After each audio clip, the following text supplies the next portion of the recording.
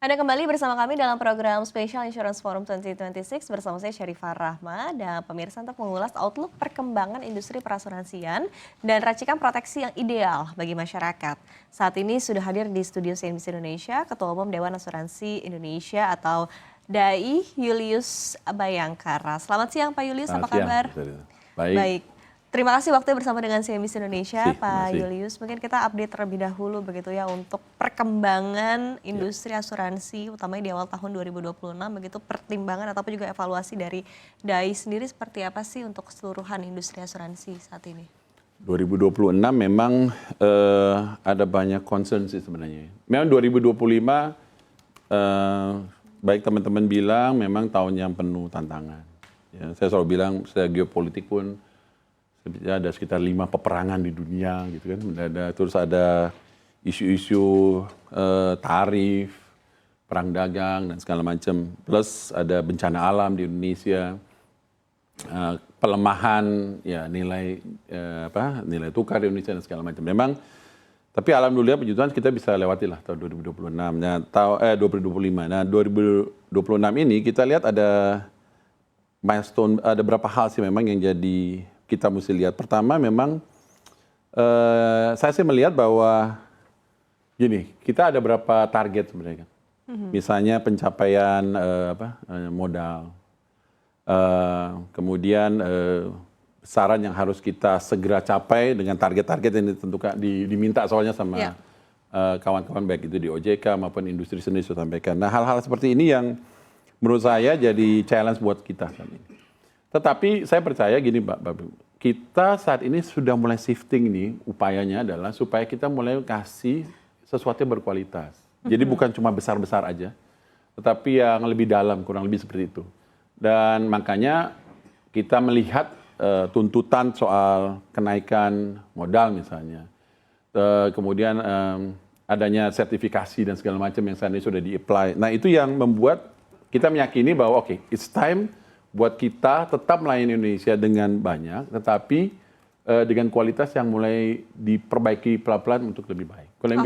Oke, tapi overall kesiapan dari anggota DAI sendiri ya untuk tadi memenuhi berbagai tuntutan yang ada di sepanjang tahun 2026, termasuk tuntutan modal, kemudian sertifikasi dan lain sebagainya. Itu seperti apa sejauh ini? So far memang OJK pun sudah punya roadmap ya. Dan roadmap itu juga disosialisasikan ke seluruh asosiasi termasuk ke DAI dan seluruh anggota DAI. Jadi kami dipantau juga nih oleh OJK untuk ikut milestone-nya. Ada beberapa poin yang memang beberapa teman-teman sudah hit di milestone, maksudnya puji Tuhan baik. Tapi memang ada beberapa poin yang memang kita masih kejar. Misalnya tadi kan tadi ada berita juga kan dia soal ada beberapa kawan-kawan yang masih belum hit threshold dari modal dan segala macam. Nah hal seperti ini kan ya ini jadi PR kita sebenarnya untuk push itu ke sana.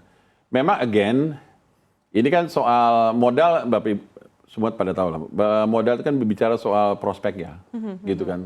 Orang nggak akan taruh uangnya di tempat yang tidak bertumbuh lebih cepat daripada orang lain kan begitu.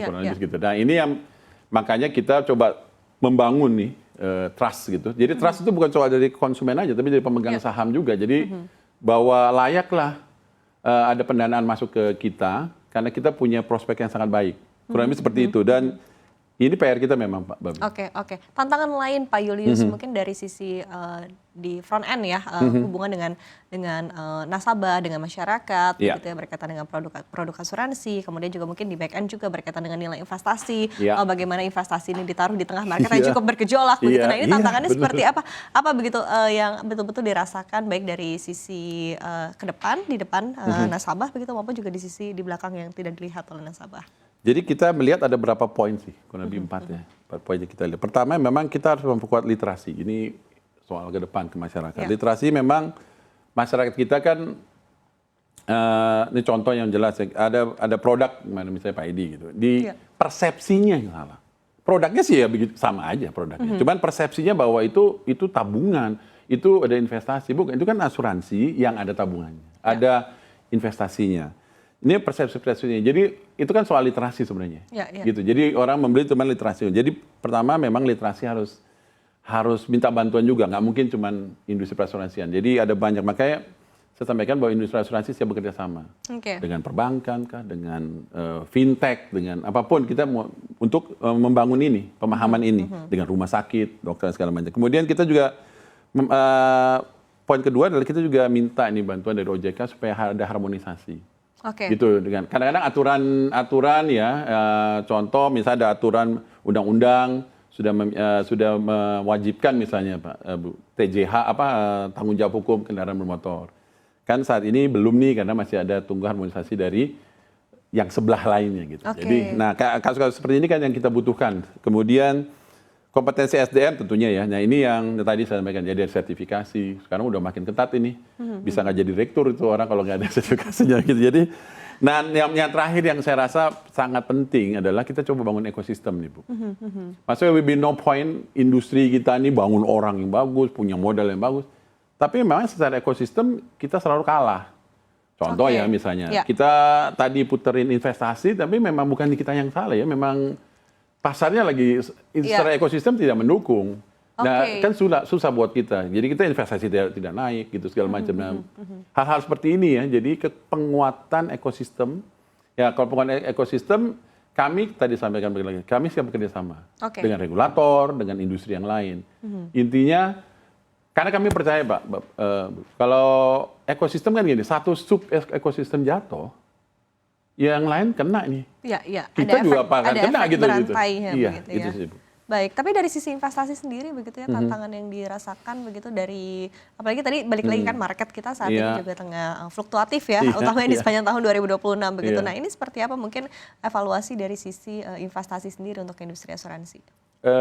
Nah bagusnya memang dibilangnya bagus sih. Bagi kami yang kalau lihat dari risk management kan kita punya aturan RBC yang cukup ketat. Jadi investasi itu nggak bisa sembarangan buat kami. Gitu. Jadi memang intinya kenapa tadi berhubungan juga dengan kemampuan sumber daya manusia supaya kita juga orang yang melakukan investasi ini juga hati-hati jadinya. Jadi saya sampaikan memang investasi saat ini kan bahkan ada ajakan ya untuk masuk ke pasar gitu kan untuk lebih tinggi segala macam dan saya sampaikan kita dukung lah. Kalau pemerintah mau taruh, pasti kita dukung. Sampai 20% akan? Iya, itu porsinya. Saya sampaikan mau 20%, mau berapa. Tapi inti poinnya adalah, satu, harus tetap disiplin secara risk management. Kehati-hatian itu tetap harus. Karena itu kan trust ya. Itu kan dipercayakan ke kita. Itu kan dana yang diserahkan ke kita untuk kita putar. Nah itu kan kepercayaan-kepercayaan yang menurut saya punya SDM yang kuat harus untuk melakukan itu. Jadi, so far sudah inline ya antara roadmap-nya OJK, terus apa yang saat ini asosiasi lagi dorong besar-besaran di sana. Nah memang tadi saya sampaikan, cuman it's not just kita, ada ekosistem besar yang kita harap bisa segera baik-baik saja. Memang ini jadi tugas harapan kita ke pemerintah tentunya kan. Ini kan go beyond our industry gitu kan itu. Yang di list masuk ke dalam ekosistem apa saja berarti maksud dari Pak Julius? Ya tadi sebenarnya hampir semua lembaga keuangan kan hampir semua related dengan kita. Termasuk tadi soal pasar, bursa dan segala macam. Itu kan related juga dengan kami. Kami baik-baik aja tapi kalau sebelah sana tidak baik-baik aja. Contoh mobil misalnya. Penjualan mobil melemah, ya dampaknya kan ke kita juga. Iya kan? Walaupun kita mau bikin produk sebagai bagus apapun, kalau memang di ekosistem yang sebelah tidak sedang lemah, ya memang akhirnya berdampak juga ke kami. Jadi artinya baik dari tadi ya sistem pasar keuangan secara keseluruhan maupun juga dari sektor realnya begitu ya.